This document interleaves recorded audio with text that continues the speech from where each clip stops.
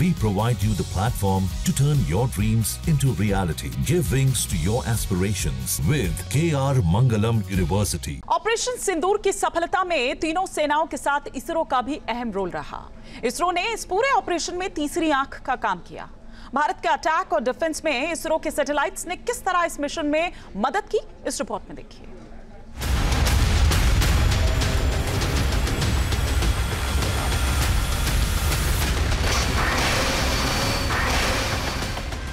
Operation सिंदूर में भारत की तीसरी आंख का डबल रोल।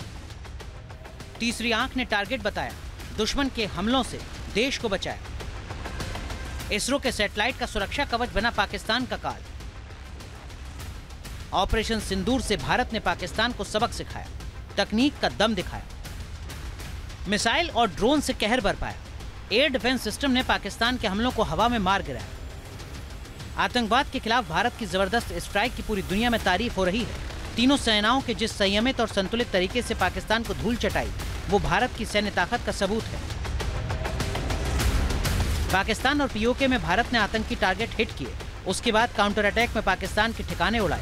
इस पूरे मिशन में सैटेलाइट ने भी भारत की भरपूर मदद की। सैटेलाइट के सहारे भारत ने न सिर्फ पाकिस्तान के ठिकानों की सटीक जानकारी जुटाई, बल्कि पाकिस्तानी हमलों से बचने के लिए सुरक्षा कवच भी तैयार किया। ऑपरेशन सिंदूर में आर्मी, नेवी और एयरफोर्स का टीम वर्क सबने देखा, मगर इसरो ने भी अहम रोल अदा किया। ऑपरेशन सिंदूर के दौरान और उसके बाद के पूरे घटनाक्रम में इसरो के 10 सैटेलाइट अटैक और डिफेंस दोनों में बेहद कारगर साबित हुए। इसरो के 10 सैटेलाइट से पाकिस्तान की निगरानी रखी गई। 24 घंटे पाकिस्तान की हरकतों पर नजर रखी गई। 7000 किलोमीटर समुद्री सीमा की निगरानी की गई। सैटेलाइट से पाकिस्तान के सैन्य ठिकानों की सटीक लोकेशन पता लगाई गई। पाकिस्तान की फौज के मूवमेंट की पुख्ता जानकारी ली। पाकिस्तान के रडार स्टेशन की लोकेशन का पता लगाया। आतंकियों के लॉन्च पैड की सटीक जानकारी जुटाई गई। You know, we are having our neighbors, you all know, I need not explain. If we have to ensure safety of this country, we have to really serve through the satellite. We have to monitor the entire 7,500 kilometer seashore area, we have to monitor. And the entire northern part, we have to monitor continuously. Without satellite technology, without drone technology, we cannot achieve that. Today I am happy to inform that at least 10 satellites are continuously working, 24/7 working for the strategic purpose to ensure safety and security of the citizens of this country. Pakistan के साथ तनाव के बीच देश की सुरक्षा पर इसरो ने जो रोल अदा किया, वो दुश्मनों के दांत खट्टे करने के लिए बेहद मददगार रहा। देश की सुरक्षा के लिए इसरो आने वाले दिनों में कई और कदम उठाने वाला है। भारत की सीमा सुरक्षा को और भी मजबूत करने के लिए इसरो एक नया सैटेलाइट लॉन्च करने जा रहा है। इसका नाम RISAT-1B है।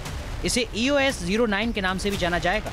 RISAT-1B एक खास रडार इमेजिंग सैटेलाइट है। यह हर मौसम में काम करता है, मतलब चाहे बारिश हो, बादल हो या रात, ये धरती की तस्वीरें ले सकता है। इसमें C band synthetic aperture radar लगा है। ये रडार बहुत ही अच्छी क्वालिटी की तस्वीरें लेता है।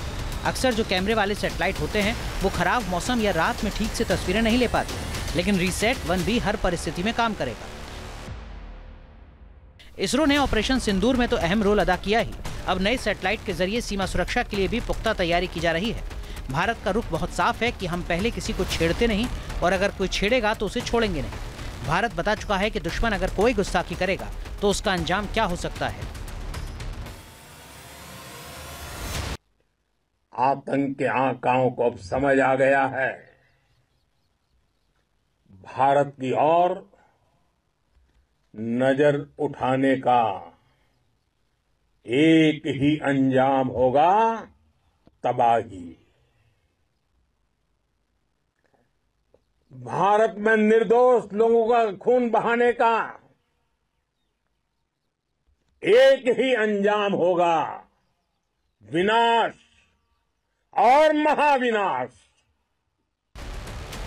भारत ने ऑपरेशन सिंदूर से अपनी सैन्य और टेक्नोलॉजी की पावर पूरी दुनिया को दिखा दी। सैटेलाइट हो या स्वदेशी हथियारों का इस्तेमाल, भारत ने बेहद मजबूत इरादों के साथ उनका इस्तेमाल किया और पाकिस्तान और उसके घर में घुसकर मारा।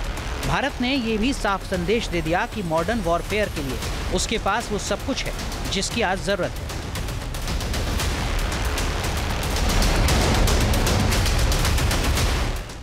न्यूज नेशन अब व्हाट्सएप पर खबरों के ताजा अपडेट के लिए न्यूज नेशन के इस QR कोड को स्कैन करें।